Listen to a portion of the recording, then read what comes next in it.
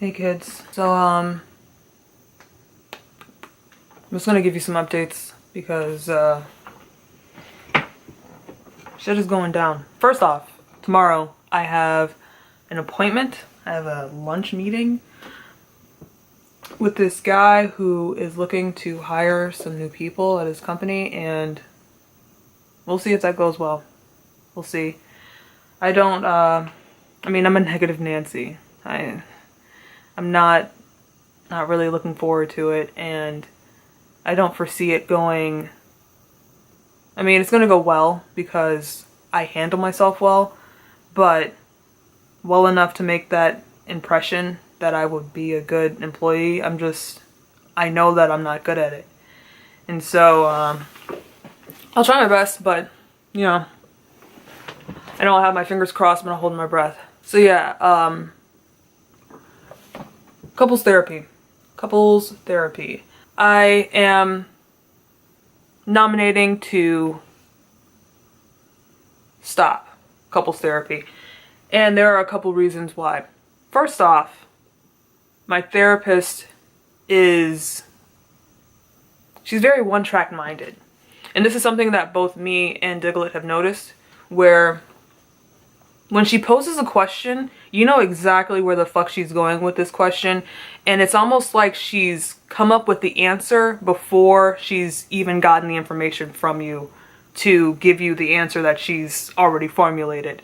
So she's stuck on certain things that we tell her, and it's almost like she refuses to see the whole picture, which is fucking problematic because we need you to be able to see everything and understand everything as interconnected. And if you're ignoring entire components of our relationship, you're not actually counseling us effectively. So that's part of the reason. Another reason is because I kind of feel like we're getting the cart before the horse going a little bit with going to couples therapy.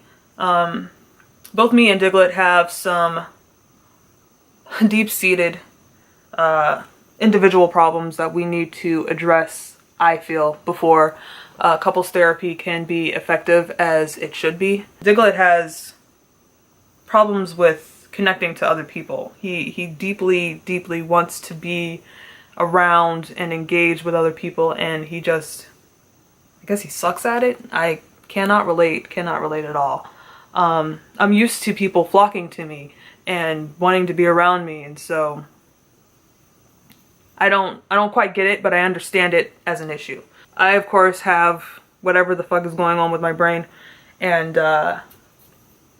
some intimacy issues that are deeply entrenched in trauma that I need to probably get looked at before I could consider intimacy with another person. It's gross. It's a fucking gross subject to talk about, and I am super not interested in it. It's funny because she was confused as to why I was in a relationship in the first place, because I'm a very solitary person, very introverted, and not really interested in being around other people. And so she was a little confused as to why I would put myself in a position where I am around another person often as I am with Diglett. And the thing is, I'm not really around him that often. I mean, for a person that would rather not be with anyone ever, I am. But I find that relationships are valuable. Cultivating a relationship with one person that is almost like a partner is valuable because, I'll give you an example. On the way to this appointment with the therapist, I got in my car and started it up, and it cranked. It was just like, my battery had run out of batteries. And I don't know if I need a new battery or what else is going on with my car, because there's always something going on with my car. But Diglett gave me a jump. If I was not with anyone, if I didn't have anyone in my life, I would have had to just cancel that appointment. And so I think it's valuable as a support system to have someone in your life that you can count on. And for me, it's a lot easier for that person to be the person that I live with. or be a person that I live with, rather than several friends that I kind of call on for help. I just don't like it. And in my relationship with Diglett, there are so little expectations. There are very few expectations. Mostly because I have very high standards for how I present / conduct myself. And so I don't really run into issues with, you know, how I don't know, how I conduct myself being subpar for him. But yeah, I find that having a partnership with someone is more valuable, and more, it provides not necessarily like fulfillment. It's not fulfillment, because I don't really have this need for intimacy or to feel loved. I don't even fucking know what love feels like. It's pretty much just a waste on me. I couldn't even like conceptualize love. Whoa. But it provides a stability that is invaluable. I feel that it's really, really important.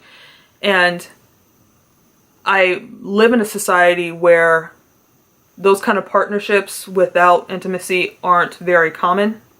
And so this is what I've decided to do. I've just done the next best thing.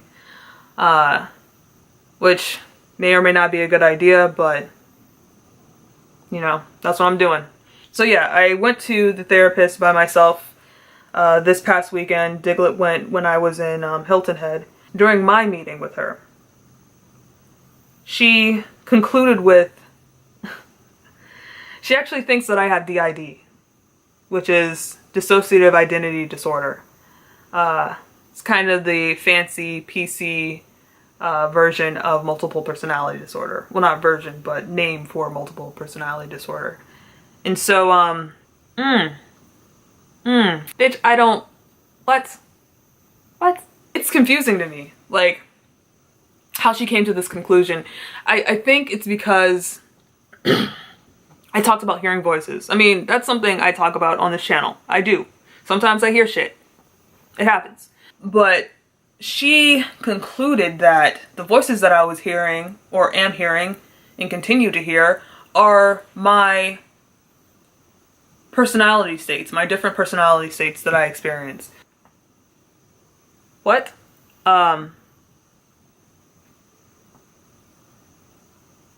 Which is something that I never said, never specified. I never even came close to saying. I don't know how. Yes, I dissociate. And that does cause me to take a back seat to my experience as a person, but it is quite obvious that there is nobody taking over. I am just fucking blank and vacant. With DID, it's more of a self-preservation tool, where, like, the way that I've had it explained to me is when you are under a lot of stress, you have different facets of your personality that you have kind of constructed to help you get through whatever situation. And there are different parts of yourself that you kind of project outward to function, pretty much. And I mean, everyone kind of does that, but it becomes a disorder when you dissociate, when you yourself have separated from these different facets of yourself. And so it's not necessarily having an entirely different person inside of you. It's more a personality shift to a different personality state.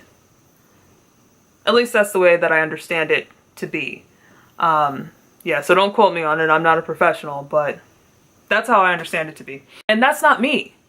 And I really tried to let her know that she was entirely fucking off base, but she wasn't having it. And of course, because I'm plumb out of my fucking mind, I am not in a position that I can make these distinctions. I'm not in a position where I can say, no, that is not what I'm experiencing. You are fucking wrong.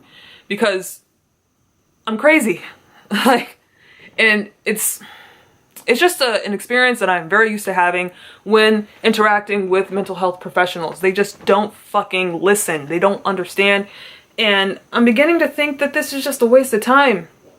Generally speaking, like all of this, what am I doing? I got really animated about that.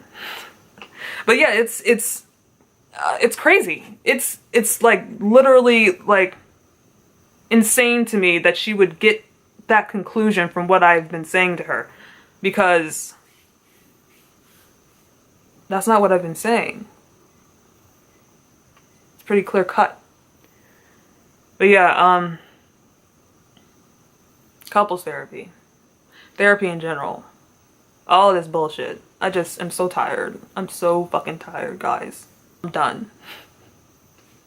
Deuces.